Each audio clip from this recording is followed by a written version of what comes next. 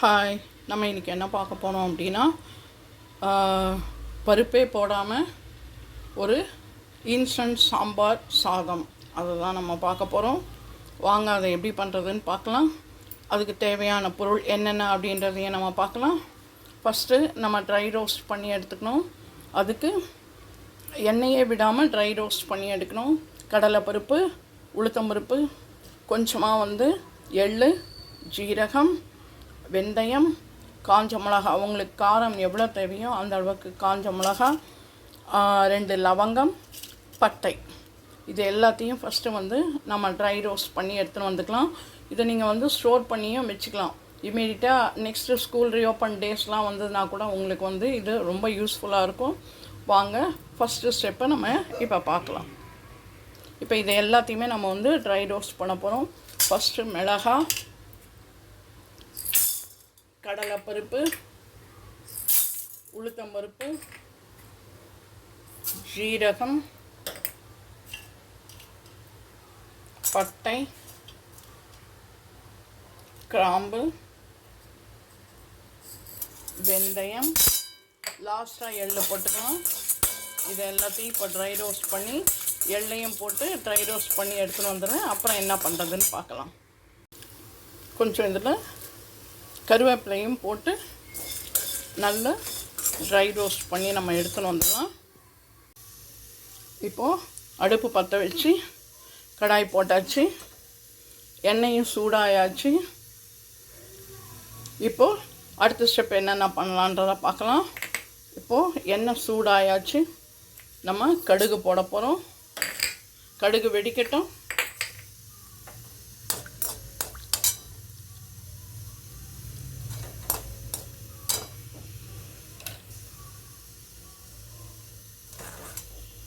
இது நீங்கள் இம்மீடியட்டாக யாராவது கெஸ்ட் வந்தால் கூட இந்த பொடி இருந்ததுன்னா நீங்கள் இம்மீடியட்டாக பண்ணிடலாம். ஒரு சாம்பார் டேஸ்ட்டோட அருமையான ஒரு லஞ்ச் உங்களுக்கு ரெடி ஆகிடும், சாப்பாடு ரெடி ஆகிடும். கடுகு வெடிக்கட்டும்.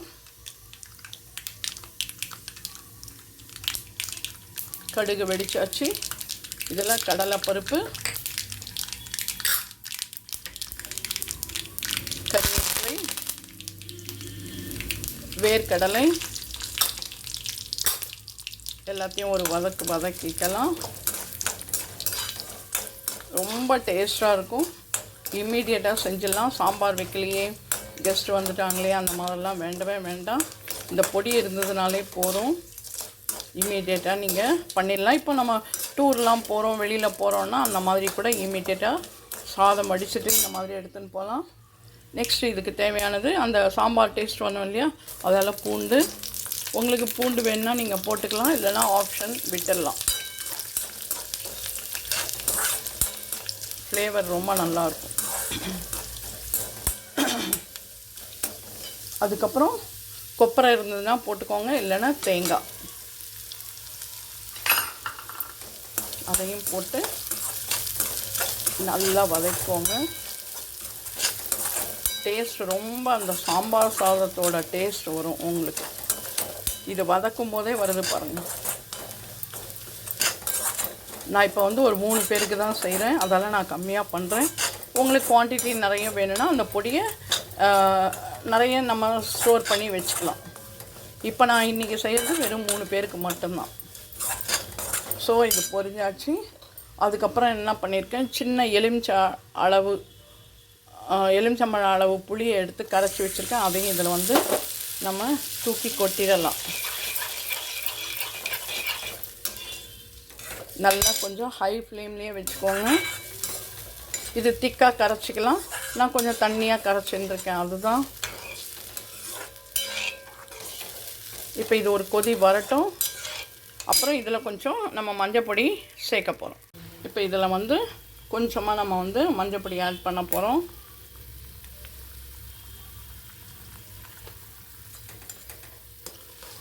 ரெண்டே நிமிஷம் கொதிக்கட்டும்.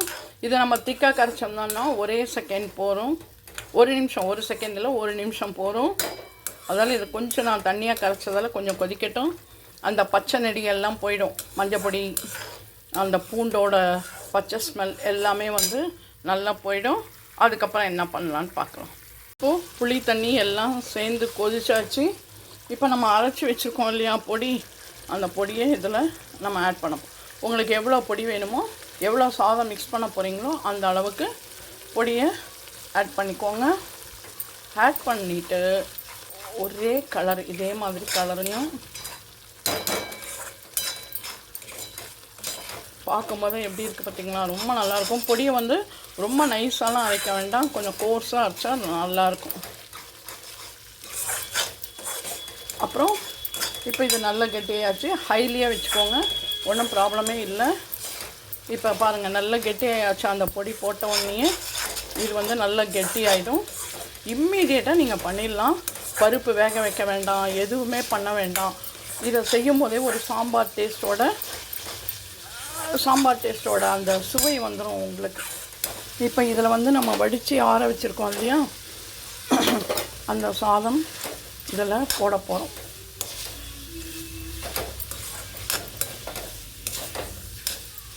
போட்டுட்டு நீங்கள் யோசனை பண்ணுறது தெரியாது, உப்பு இன்னும் போடலையே அப்படின்னு யோசனை பண்ணுறீங்க இல்லையா.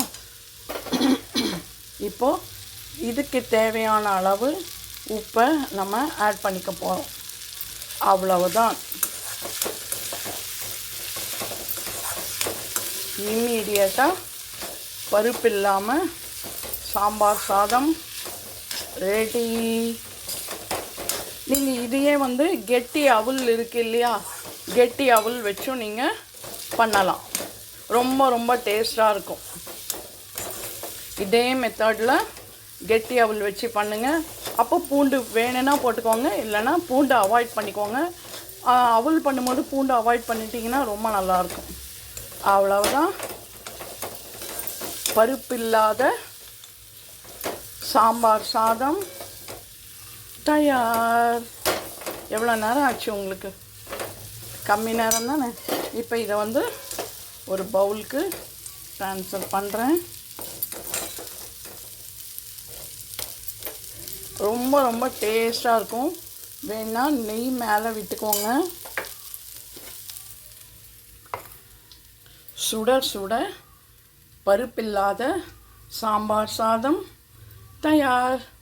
இதே மாதிரி நீங்களும் உங்கள் வீட்டில் செஞ்சு பார்த்து சாப்பிட்டுட்டு எப்படி இருக்குன்னு சொல்லி லைக் பண்ணுங்கள், ஷேர் பண்ணுங்கள், கமெண்ட் பண்ணுங்கள்.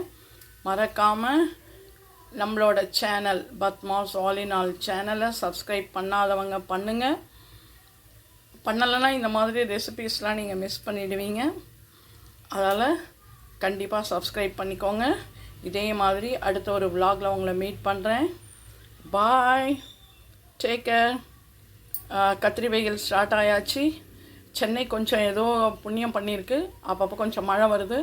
ஆனாலும் நம்ம பத்திரமா இருக்க வேண்டிய சில வழிகள்லாம் நம்ம ஃபாலோ பண்ணோம். நிறைய தண்ணி குடிங்க, நிறைய நீர்மோர் குடிங்க, நிறைய ஃப்ரூட்ஸ் எடுத்துக்கோங்க, நீர் காயெலாம் நிறைய சேர்த்துக்கோங்க. பாய், டேக் கேர். அடுத்த vlogல உங்களை மீட் பண்ணுறேன்.